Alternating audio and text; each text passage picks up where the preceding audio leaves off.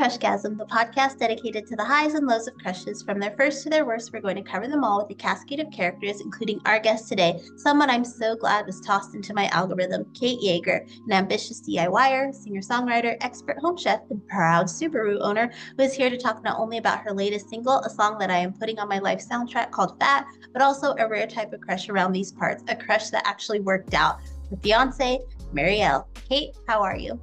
I'm so good. How are you? I'm good. I'm good. It's a Friday as we're recording, which is always the best day of the week, but Saturday morning's even better because you can sleep in, which I'm excited for. But before we dive into everything from music to Marielle, can you tell people where they can find you and your music online? Absolutely. Yeah. My name is Kate Yeager. Not spelled like the alcohol, but it's fun. And you can find me wherever you get your music, wherever you explore on the internet. I'll probably be there, whether it's YouTube or TikTok or Instagram or Spotify. I'm there. Alrighty, so we're going to take a trip back to the beginning of the pandemic when it was very wild times. We were just getting used to it all. I tried to remember what I was doing around May 2020, and honestly, don't think I was being as productive as you because you were sort of embracing that Zoom lifestyle that laid ahead for everyone else. You were taking a songwriting class online. Like, what made you sign up for that particular class? Well, it wasn't a songwriting class. Like it was a songwriting session. So what that is in like the artist world is you basically get together with other musicians and other artists, and it was something that happened a lot in person pre-pandemic. Like nobody had really done it over Zoom in a large scale way. And basically you just get together with another songwriter, and and basically I followed this singer-songwriter online, and she had posted that she was like doing Zoom sessions, and I was like, oh, that's a really good idea. Like I wonder if she would want to write a song with me. Like I should probably start doing that with people in my life and in my circle. And because we'd followed each other, I just like shot her a DM and I said, hey, would you want to write a song during this time of distance? And she said yes. And so we set up what we call like a co-writing session. So you had followed Marielle before. Was there like a crush before you started like working in the session, or did that come later? Was this just someone you admired? It came during the session. I didn't meet Marielle in person.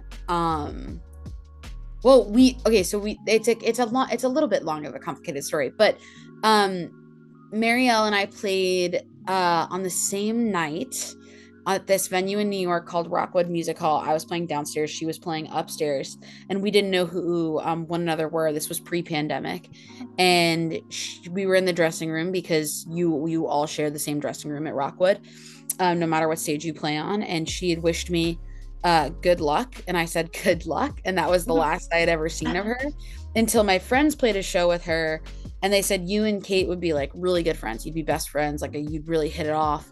And they were right. And so we followed each other on socials, and nothing really came after that. But I mean, I didn't know if Marielle liked girls. Like I had an inkling by the way that she cuffed her sleeves, but that was like all I was working and operating off of. And it seemed like she had a boyfriend, but they broke up like 6 weeks before our session. So I was in the clear.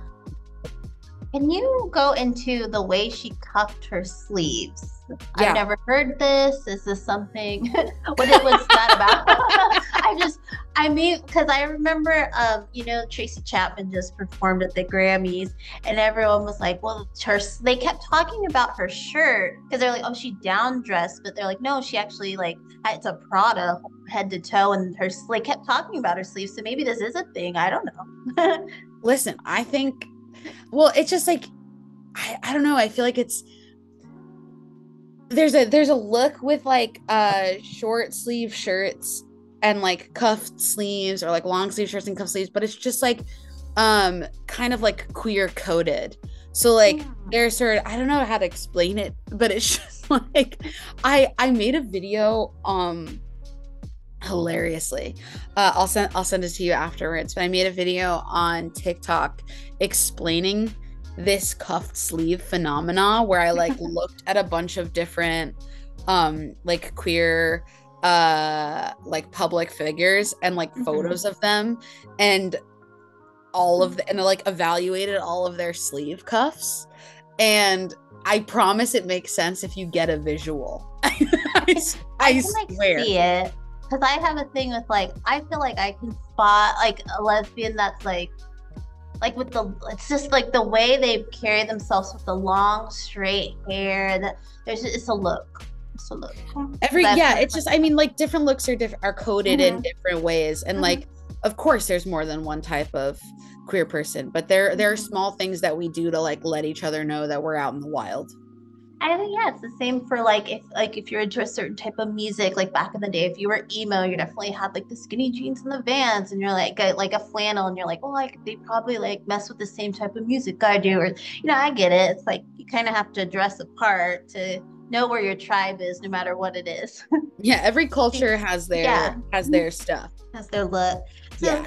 Back to Marielle, what were your like initial after the good luck, and then parting ways and just being online? What were your like initial reactions with Marielle once you started the session? We started the session. I was just like, wow, we have a lot in common. Like, it was like things down to like she had asked me about my website, and I had this like logo on my website, and it was a marigold, like I had a marigold on it, and she was like, tell me about the marigold, and I was like, yeah, like it like represents communication, and it's my favorite flower, and I was talking about all these things, and she goes, I just wanted to know because for a lot of the same reasons, like I have a marigold tattooed on my ankle. And like so it was like all of these like little things that were just like lining up for us. And I think that slowly but surely, like in the session, like I realized usually the way that songwriting sessions work are like you talk for like 30 minutes to an hour, you land on a topic, and then you go and you write that thing, and they're done in like, I don't know, max like 3-4 hours, depending upon the type of session you're doing.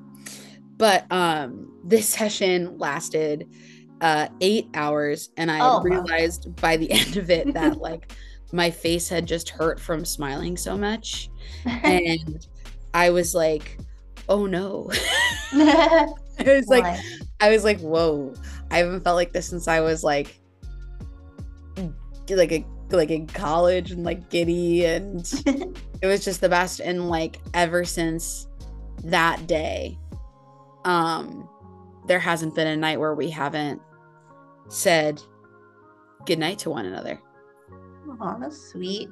So you're talking, smiling a lot, you're definitely getting the initial feels of a crush, but you didn't know, you're like, oh no, she like likes girls that way. So what? Well, I dropped a lot of hints. I was like, yeah, my ex-girlfriend, blah, blah, blah. And she eventually was like, yeah, like my ex-girlfriend. And I was like, once I knew that, it opened a little bit more of a door for me, I think. Yeah. Okay. So during the 8 hours, like I would hope in 8 hours, some personal stuff comes out. It's not just song. Yeah. Just felt 8 hours. Oh my God, I haven't been on a conversation with someone for 8 hours since maybe like high school, talking on the phone. Back in the day, oh, I can't even imagine.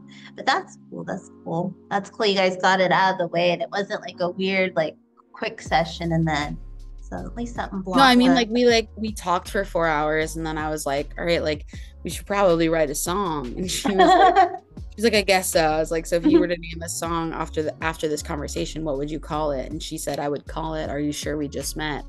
And that song came out a couple of years ago now.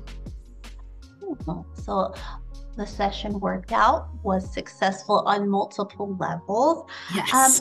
So when it comes to like crushes, I always am like, I'm very shy. Like, I don't think that I could initially meet. Well, no, I met my husband, and I knew within a weekend that I wanted to be with him.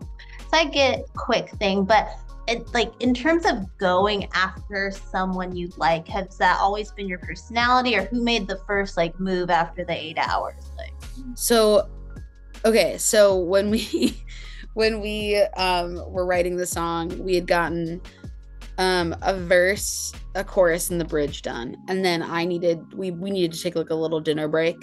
And I was like, well, why don't we come back after dinner? I mean, like, it's the pandemic. We're not doing anything, And so she was like, yeah, perfect. So then I came back and I was like, I am feel giddy. I'm schwitzing. My like face hasn't hurt this much. I feel like hot. What's happening? And so I was basically like, all right, we're going to see what the vibe is when we come back and we write this second verse. And at the time I was living in Brooklyn and she was living in Delaware. And I was like, I got on the phone and we got back on Zoom. And I was like, yeah, the amount of times I almost drove to Delaware to finish this song. And she was like, the amount of times I almost drove to Brooklyn. And I was like, well, I feel like maybe we should meet in the middle. And she was like, yeah, well, like, what are you doing next week? And I was like, oh, like meeting you. And then in the lyrics, we were like typing over Google Docs. And so I wrote the lyrics, would you meet me in New Jersey, more romantic than it seems? Because I was insecure that it wasn't romantic. It was just... And then she responded on the Google Doc. It just had the next lyrics typed that said, we could turn these cups of coffee into kissing. Say you'll meet me there at 3. And I was like, oh. I was like, sick. Okay, and so I think that we'd both kind of really equally participated in like the pursuant nature of one another. You two are very smooth operators to just like drop it in the Google Doc. Yeah, I don't think anybody's ever referred to like somebody dropping something in the Google Doc as a smooth operator, but I really appreciate you gassing me up in that way. That's really nice. I think so. I wouldn't be able to do all that. Like I said, I'm very shy when I talk about crushes all the time, but I'll mention my elementary school, won't mention their name. I will never. There's hints around it if you listen closely, but I'm never going to say his name. Oh my God, I'd be so embarrassed. I'm 36 and I'd still be embarrassed if he knew that I liked him once upon a time. Even though he's married, has kids, I'm married. Like, too shy. So I think you are a smooth operator, both of you. Well, I'm speaking for the both of us now. We appreciate it. So you two were like a little long distance, but since then it's been 4 years. When did you made the move to be closer? Are you in New Jersey? Like, no, we're not. Is that where you settled? So basically, when we started dating, the whole thing was that she was going to move to Nashville that October, and if I wanted to be in a relationship with her, it was like, you have to be down for that kind of distance. And so I was like, yeah, like Nashville's a day trip. It's like my thought on the whole thing. And so we were long distance for 1.5 years. And then I moved out of Brooklyn. I never thought I would leave Brooklyn. And I realized that I finally wanted a sink in my bathroom and to be around the person that I loved and all of that. So I packed up my bags and I left Brooklyn and I moved to Nashville 2 years ago. And now we're engaged and we have a house and we have a dog and you have a sink in your bathroom. We have a sink in our bathroom, which is lit. And we have a washer and dryer, air conditioning. You kidding me? Things I could never get in Brooklyn. My husband, he had cancer years ago. So when he's all good now, we took a trip to New York and we had an Airbnb, I believe in Brooklyn. And you get there, I went to the bathroom and then I walked out. I was like, oh, I didn't wash my hands. And I was like, oh, because there was no sink in here. That was wild too. I looked around, I was like, I have to wash it, I guess, in this little shower. And it was I was like, kudos to everyone who could live that New York lifestyle. I can't. I'm a California girl, not anymore, but that's where I was born and raised. So we have, things in our homes. Things. I was like, that sounds nice. It was it was a lovely Airbnb. Shout out to our host, but like the no sink was crazy. I'm like, hey, listen. You get used to it. How about a assume so. I mean, New York's such a fun town, and it's like me and my husband. Before we left California, we were like, maybe we'll go to New York. That's where whatever the offices he works for is. And then they had those major floods, and I was like, oh no, I can't be in a subway with the rats in the water like that. I cannot swim. So we were like, no, not for us. I'm a Midwest girl now. Hey, we're in the Midwest. We're in Ohio, like Columbus. And nice. I really like it. I really like it. Everyone's like super nice in the Midwest. After coming from like LA for 16 years, it's definitely like a good change of pace. Yeah, everyone smiles and gives you the 2-finger wave. Yeah, and like everyone in LA asks like when they meet you, like, what do you do instead of how are you? And I like the personality of here. So, but I do miss, well, they haven't had good weather lately, so they have a lot of rain. So back to Marielle. You noted beforehand, she does this little thing. She can't lift her ring finger without her pinky finger going up. And you just find that so adorable. But it's the funniest thing she's so capable at so many things, and it is just it's wild to me that like the one thing, like when I say like she's incredible, like I mean like she's an incredible singer-songwriter. She's one of the most intelligent people I've ever met. She's an incredible boss and business owner, and like athletic, like was a national champion at lacrosse in college.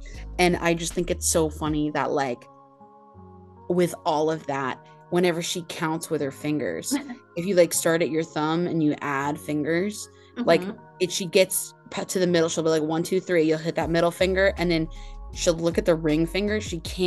Her pinky will go up first, and then her ring will go up first. And I think it's so funny. It's like funny. It's this cute little quirk she has. But before you noticed that, what was kind of the initial thing that made you like fall for her in that like 8-hour session? Like what was like getting the feels going first? Gosh, I mean, it's really rare that you get to, first of all, we had so many things in common. Like it was just, that was an inkling, and like basically just like our sense of humor and like the way that we would just like laugh and like play off of one another, and just like watching the way her mind got to work was incredible. And like it was just one of those moments where I was like, oh, you're gonna remember this for the rest of your life. And then when we went on our first date was a socially distanced hike in the middle, like a week later. And that date was like 10 hours, and it was like full of like getting to know each other. And like Marielle's incredibly passionate about grammar, and I like let her teach me about grammar for like 2 hours of that hike, and it made her so happy. Like it was just and like I have like really bad knees, and of course the hike we picked was like so steep, and I was just like, I was like, listen, I'm gonna do it. I just don't know how well I'm gonna be able to do this. And she was like, she literally just looked at me and she was like, that just means like more time that I get to know you. And I was like, I had never had somebody approach my like physical limitations like that. And I was just like, this person is kind and compassionate and beautiful and intelligent. And I knew when we were hiking, I was like, oh yeah, I love her. She respects my knees. That's all you needed. Yeah, she respects my knees. She respects the fact that I'm gluten-free. I love it. So you mentioned you're an expert home chef. Is there a favorite meal you like to make, Marielle? That one that she's like, yes, Kate's in the kitchen. This is what she's doing. Oh yeah. Her favorite for a really long, I've been trying a lot of new things, but her favorite for a really long time was this like honey garlic marinated chicken thigh. I would like make this, it would like marinate in like coconut aminos and some olive oil and honey, and then like some rice wine vinegar and salt and pepper and minced garlic and all that good stuff. And then I would like There were two ways of doing it. You could like bake it in the oven, but then I started just like pan cooking it, like cooking it in the pan, and and finishing it in the oven. So I would get like a nice little like browning on both sides and then throw it in the oven. And then I would take the marinade and I would cook it so it was like, so that all like the I not the marinade, but I would like take like the similar ingredients from the marinade and I would make a new thing so that the chicken juice wasn't Oh, and and then I would like make like a almost like a honey garlic sauce that I put over it. She really liked that for a really long time. sounds really good. Sounds Yeah. really good. Anything with like garlic, just put garlic on it. It's gonna be good, and the honey sounds good. So I want to go back to the pandemic because while it was horrible in many ways, I think it did give us a lot. It gave us a lot of time to like focus on things, to like maybe unwind a bit from like reality, even though our reality was wrong. But I think it also made us like try a lot of new things, take chances, because we were like, if not now, when? Was any of that part of the reason that you were like, let me go for this girl, let me take this chance, I'm gonna go to New Jersey, we're gonna get coffee, we're gonna kiss, go on this hike? Like, what was it? Like, did the pandemic push you at all? I think like for me, I think it did because Marielle and I are both touring musicians and touring artists, and if we didn't have the opportunity to not be on the road, we probably wouldn't have had the opportunity to spend so much time getting to know each other. And I feel like with pandemic relationships, you kind of had to know if you were all in or not because of the nature of like people's bubbles and like what like the boundaries were. And so for us, like it was just a really unique opportunity for us to just get to spend and learn about one another like weeks at a time. And it was so fun. Yeah, I mean, sometimes I do miss like the depths of the pandemic where I was just like baking bread and not worrying about much else, like making little bread bowls for my soups and stuff, just having that time with my husband. Oh, those were the days. Those were the days. But not the whole, having to wait outside Target in line for toilet paper. That was insane. That was insane. Yeah, I think that like the pandemic changed a lot for a lot of people, and like still is like it's just crazy out there. But that time of like absolute isolation, I feel lucky that in that time of isolation I got to fall in love and learn about myself and learn about the person that I love in a really wonderful way. Oh, because like I said when this started, this sort of crush, a crush that works out, really rare around here. You're only the second person to come on and talk about a crush that actually manifested and worked out in life. So Whoa! and it was another musician where it worked out. So maybe that's the key. Yeah, everybody just be a musician. You'll fall. Just be an artist. Be an artist. Do you have any advice for people who might be too shy when it comes to going after their crush? When I was a kid, my dad used to look at me and he was like, kiddo, the bold guy gets it. And so for me, I guess like I've always kind of just had that like go after what you want in like your career and in your personal life and like that kind of mentality. But I mean, like the thing is like, I think I realized that obviously kind of heartbreak will happen, but if you don't try, then you'll never know. And like, at least you'll know. Like the worst part about a crush is the not knowing, like in my opinion. It's not the like letdown, because the letdown eventually leads to something different. Like it's the being in this like ambiguous stage of what's next. And so I think that like I like there are plenty of people in the world who don't want to kiss my face, and that's totally okay, like 100%. But that just lets me know that like that's where that person is at, and I'm like, okay, cool, like now I can move on. So I always say, I'm just like, go for it. The worst they can say is no. Mm-hmm. And then and then you're like, oh, okay, I can go crush on something else now. I like that. I like that the worst part of a crush is not knowing, because you kind of, even if you move on, there's just that little part of me, like with my middle school or elementary, like what if I had done something, would my life be different? But then I see them on Facebook and I'm like, that's maybe for the best. It didn't work out for us. Like you can't let your life be ruled by what ifs. Yeah. So when did you know that marriage was definitely the next step for you two? And will marigolds be a part of the ceremony? We just had our flower meeting like yesterday. Oh. And we were just talking about this. We're going to try to incorporate them in like a small way. Mm-hmm. And like we maybe like they were just like it's funny because like marriage, when you talk about marriage, when you talk like I just think it's really interesting because for us, we feel like it's just like a lot of small things that lead to that. I think I knew that I've always wanted a family, and I've always wanted to like grow and cultivate that unit, and to do it with somebody who I really love and am in awe of every day. But there are just I think the thought of forever started when things would happen that weren't the best, or like we would get in fights and it wouldn't even, or like not even fights, or like something hard would happen, or we would get in an argument, or like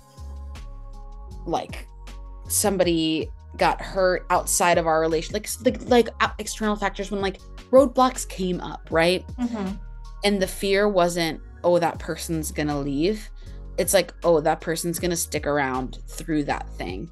It's never a question of like me versus her. It's always like us versus the issue. And like that is when I realized that I was in a really healthy relationship, was when the first thought of my brain wasn't, oh, they're gonna leave. It's like, oh, like we can do this together. And like that's the kind of person I want to do life with. Oh, yeah. Smooth operator right here. Now I'm just a mush. I'm just a big mush.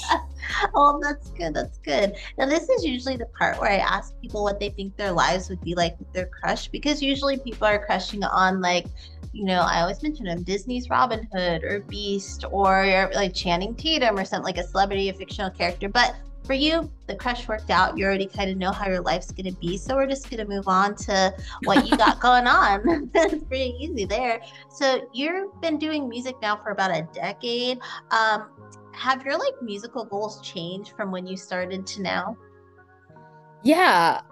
Yes and no. I mean, my forever dream is to sell out Madison Square Garden.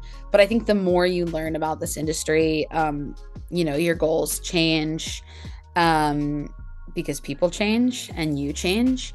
But I don't think that like hard work like ever really stops.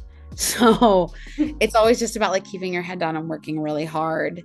And that's what I keep trying to do, no matter like how long I've been in this industry. And what initially like got you into music? Like what was the moment? Was there like an artist, a song, an album that made you think, I want to do that too, or I can do that? I actually was a very competitive swimmer when I was a kid. And like so much, I was like swimming like 10,000 yards a day. And I got hurt when I was a kid. And my mom was like, you have so much energy, we have to put it somewhere. And so I basically started doing musical theater, and that kind of just like changed my whole life, because even when I tried going back to swimming after I had like healed myself, I tried singing in the water, which is like pretty counterproductive to the whole hold your breath thing. Yeah. So for me, it was it was so nice telling other people's stories, and then I wanted to like tell my own. And so I've been trying to write songs and since I was like 13, 14 years old. So for me, music started young, but it was born out of I had always loved music, but it came out of the inability to be a swimmer. Oh.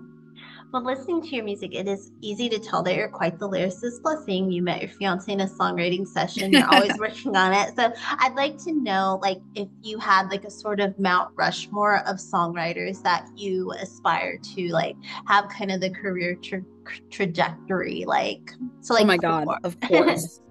Of course. So like, Bruce Springsteen is like my number one. I love him so much. And I always really admire what he does with lyrics. Like in the song Atlantic City, he's like, they blew up the Chicken Man in Philly last night. And you're like, who the hell is that? Chicken Man, and why is he in Philly? And then in the chorus, it comes around and he's like, everyone dies. That's a fact. And you're like, oh my God.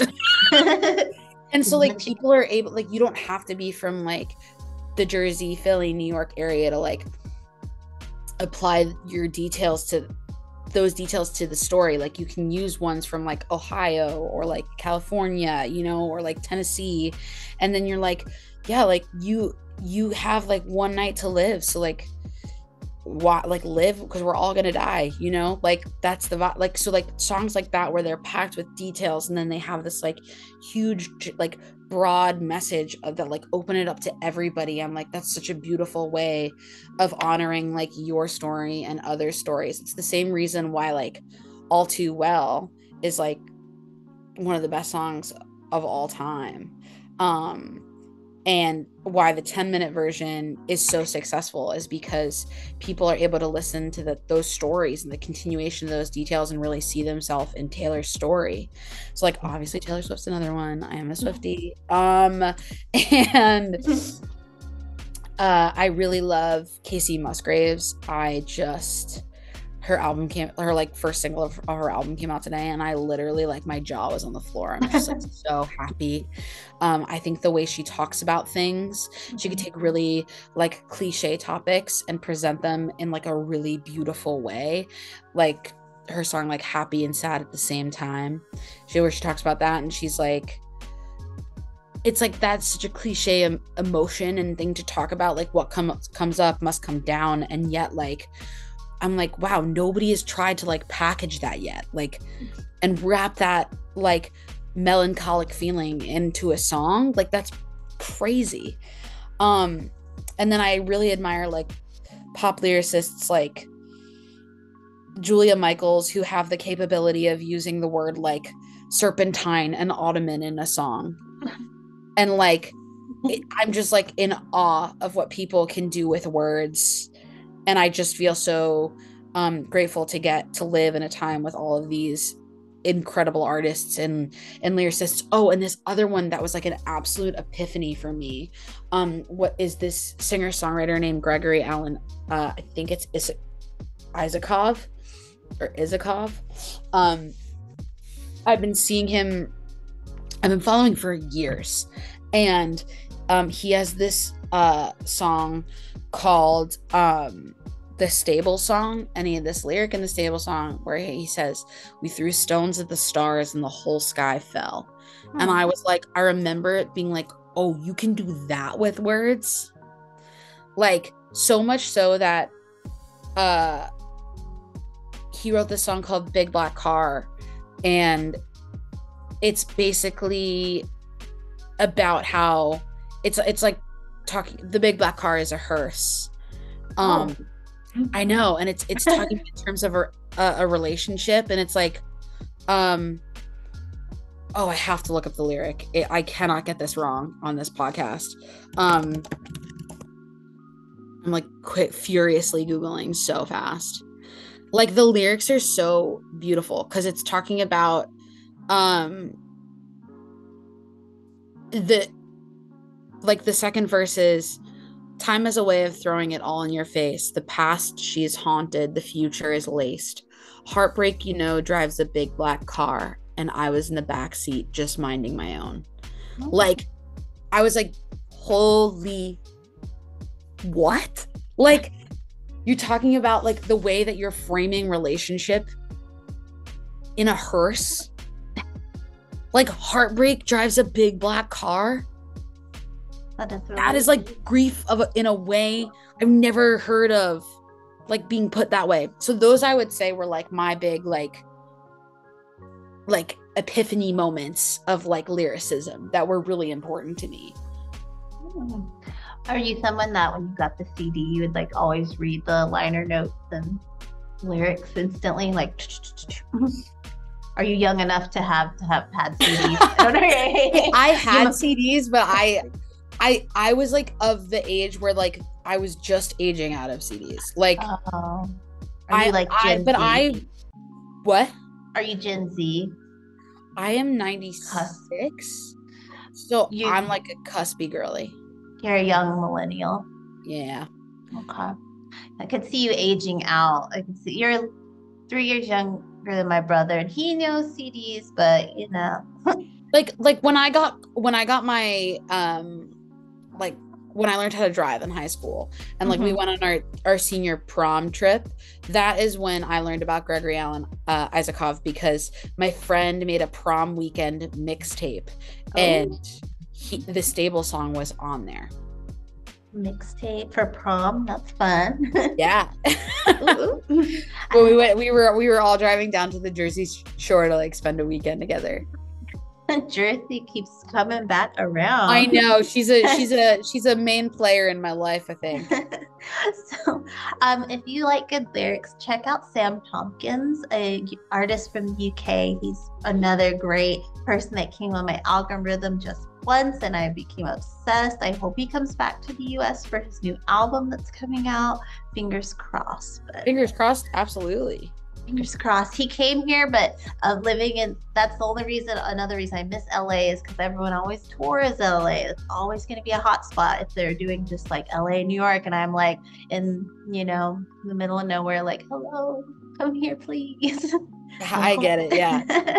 So, well, you're in Nashville, wonderful city for music. I went there last fall for Paramore's album release at the Opry. Oh, I tried to get tickets for that show. Oh, it was stressful, let me tell you, because it wasn't letting, because my husband, I was like, I'm not going to spend the money for him to go. He doesn't know any of the songs. That's a waste of money. I'll just go by myself. He'll sit at the hotel. And it wouldn't let me buy one. It kept trying to make me buy two. So I had front row, and it was like freezing, and I was like stressed out of my mind because I was like, if I don't get at least one, I'm going to die.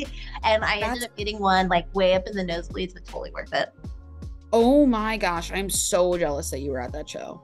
It was so good. Oh, she did, because like the Opry, it has like the circle is from like the original one at the new one, and she stood there with like just the lights on her. Everyone was gone. She's had her guitar, and she did a Loretta Lynn song, and I was crying.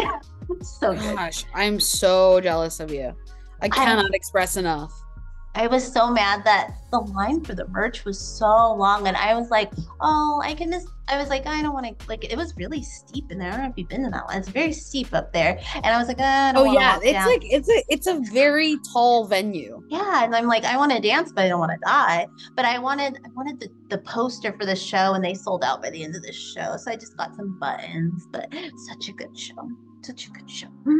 But yes. I'm so mad they're touring. I mean, they're good for them. They're opening for Taylor Swift across overseas this summer, but that means no summer tour for me here. I know, that's such a huge platform for them, though. I'm so excited for them. I have a friend going, and I'm like, lucky girl, Taylor and Paramore. I will say I feel very lucky to have seen the Eras tour in the States. Yeah. Well, I was like, because she put the 2024 dates, and I was like, Indiana, who's going to Indiana? I'm close there. So I didn't get tickets. I didn't even get on the list to like try to get them. I was like, Taylor. It's tough out there. It is tough out there. Ticketmaster has made it very difficult, but I'll make back to you because, again, great songwriter, great, and latest single, Fat, continues to prove it. I just want to say thank you for this song.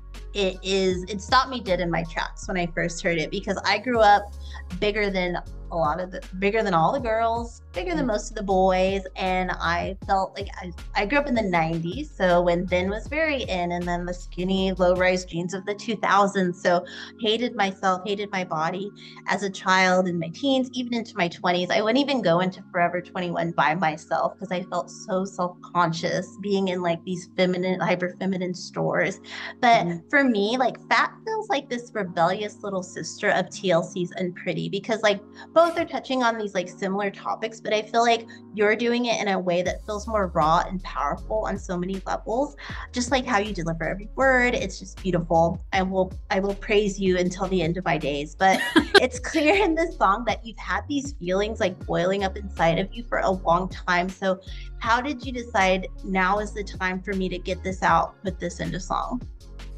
Well, first of all, thank you so much. That is the coolest way Fat has ever been framed. As TLC's little sister. I'm loving that.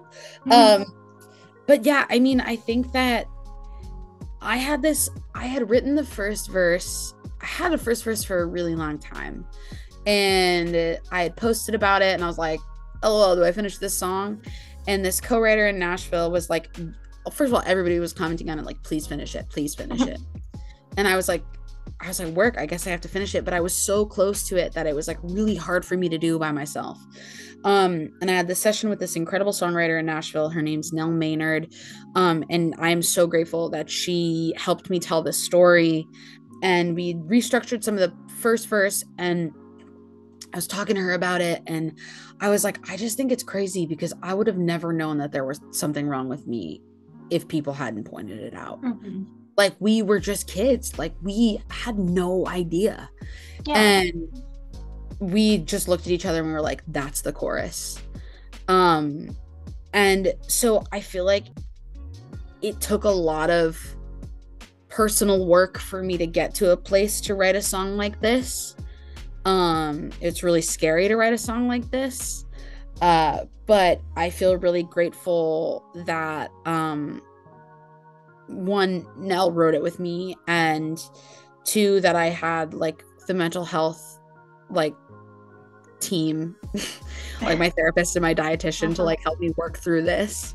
And I always thought that those were things that just had happened to me. Like, I didn't realize that other people were also paid to lose weight until I had posted the song. But the cool thing about it is, like, I don't know if it's cool is the right word, but like, I guess the beautiful thing about it is people are now applying this to not just like, it's anything about our bodies. It's people have been talking about it in terms of like, their transness and their queerness. I've had people reach out to me saying how like this is how they felt about like their race and ethnicity. And I'm just like, that's the thing, is like all of our details, right? Like the details are different, but like those feelings are the same. And I just feel lucky that this song is now in the world, and that we all get to feel less alone, that it exists.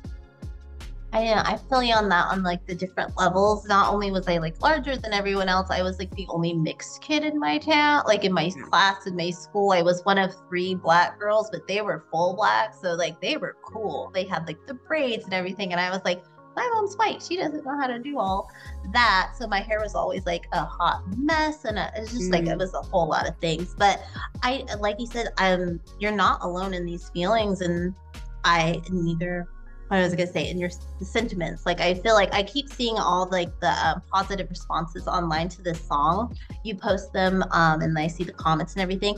So how have you like been taking it all in? Because it has to be a lot to it's one thing to like, Britney Spears didn't write it, to like have a song like Baby One More Time, and yeah, it's a fun song and it like takes me back to like my like being 12. But this song, it's way different. This hits way like personal and like fans' souls.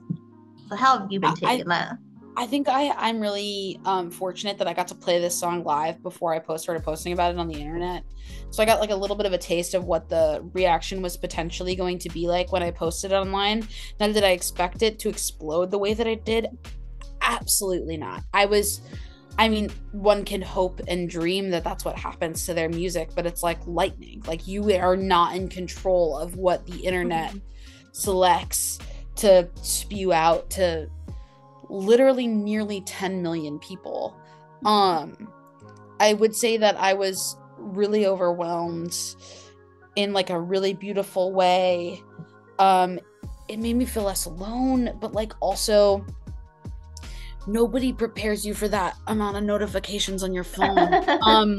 Did you have to turn them off? Or are you like, it was just like, I was really grateful because Marielle was like, okay, maybe we just put it down for a second. And I was like, okay, sure.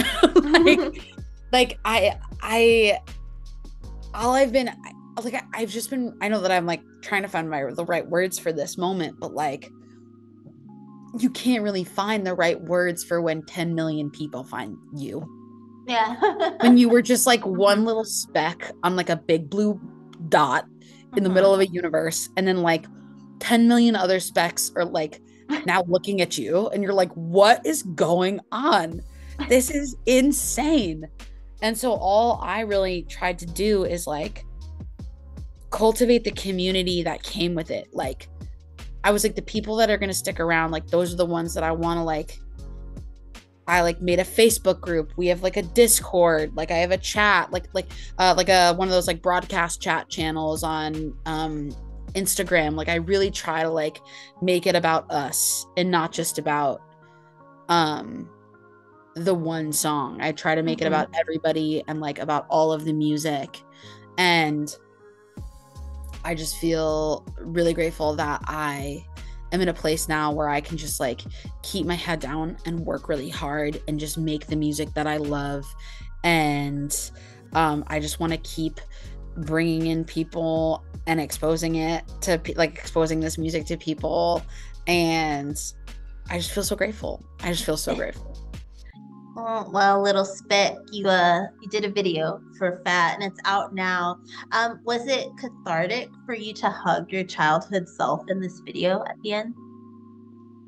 Yeah, I was talking to my therapist about it afterwards, and I was like, she was like, what was it like? And I was like, imagine watching your childhood trauma being filmed in front of you for 14 hours. Oh.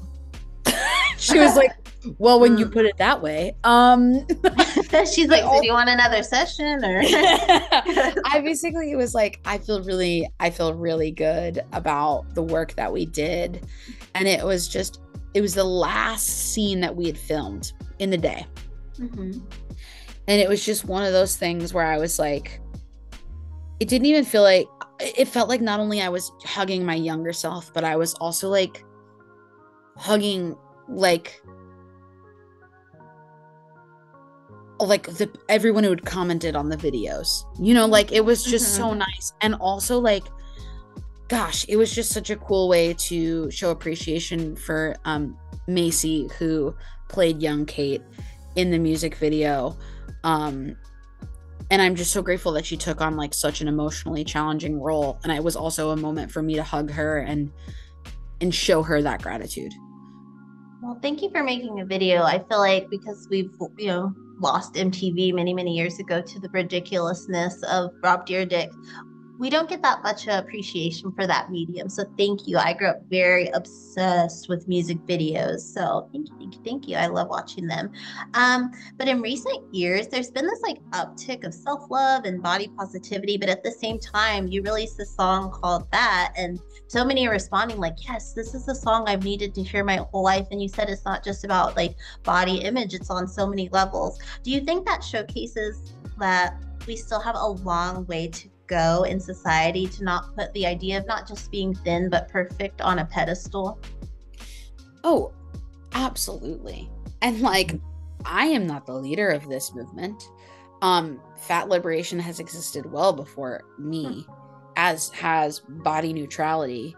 And I'm just adding like my spoke to the wheel of those stories.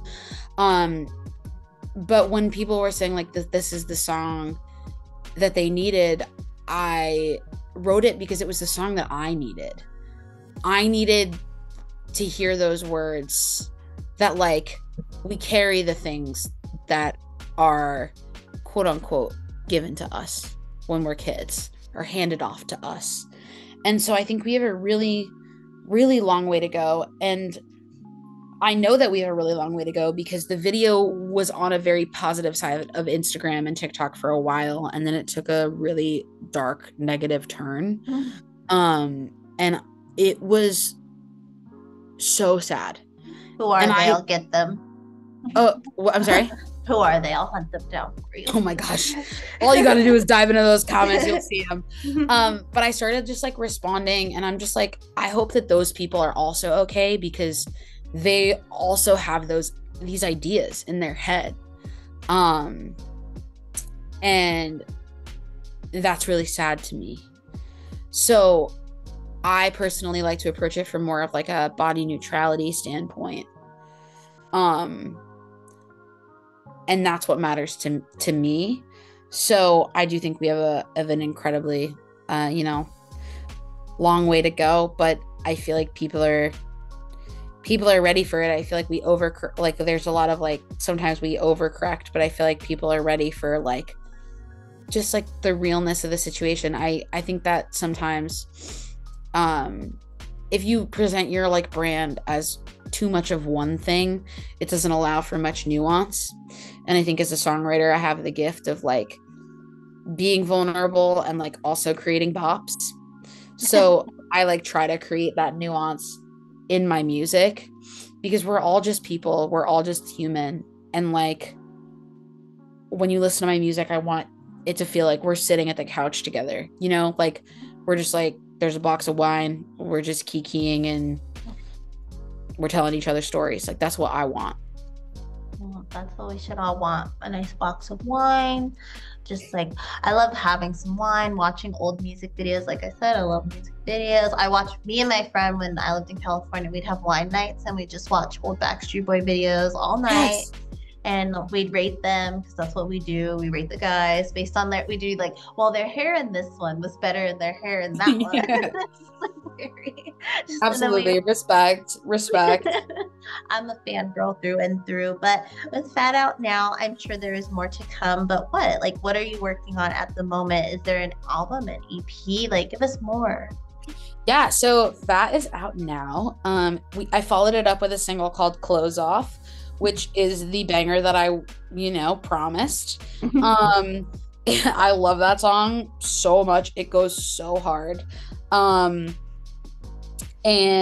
we're releasing a Fat acoustic version that's coming out. I think I'm calling it the Fat Naked version. And then we got another single, and then we have an EP. The EP comes out in the summer, which we're super excited about.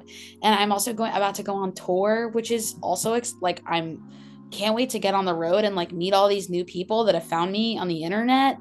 And also say hi to like all the people who have like stuck around since I was like 20. Like, this is crazy. Like, it's the meeting of the minds. I can't wait. That's what's going on in my corner of the world. Well, I hope you find time to stop in the Midwest. The Midwest wants love too. I'll be in Chicago. I think the closest I'm going to get to you is Chicago, I think. I've never been. I'm hoping to go over my spring break. Not to be morbid, but I have some of my grandma's ashes on the way to me in the mail. She loved the Cubs, and I'm going to go spread them in their parking lot, because that's probably all she could have ever afforded to. So she'll be excited. Well, I'm glad you get to do that for her. That'll be nice. It was a weird, like, having to like message my aunt, like, hey, can you open grandma up and just send me a little bit, just a little bit, just a tiny bit, just a little bit of it. But before we go, can you remind people where they can find you and your music online? Yeah, like I said before, my name is Kate Yeager, not spelled like the alcohol, but equally as fun. You can find all of my stuff on kateyeagermusic.com. Wherever you get your music, that's where I am. You can support me by coming to a show, sending a friend, or buying merch. That's the best way to do it. And hopefully I'll see you on the internet. Okay, well, Kate, thank you so much for taking the time to talk to me about not only music, but a crush that worked out, and continuous congratulations on the engagement. And everyone, you can find all of Kate's information below. And until next time, as always, keep crushing it. Crushgasm is part of the I Did Not Make These Rankings podcast network, alongside some other pretty cool shows, including An Evening at the Movies, Crime, Rewind, Literature Reapers, Love is Black, Masturbators, Men Are the Prize, and The Sip List. You can find all of us and more over at idnmtrpodcastnetwork.com.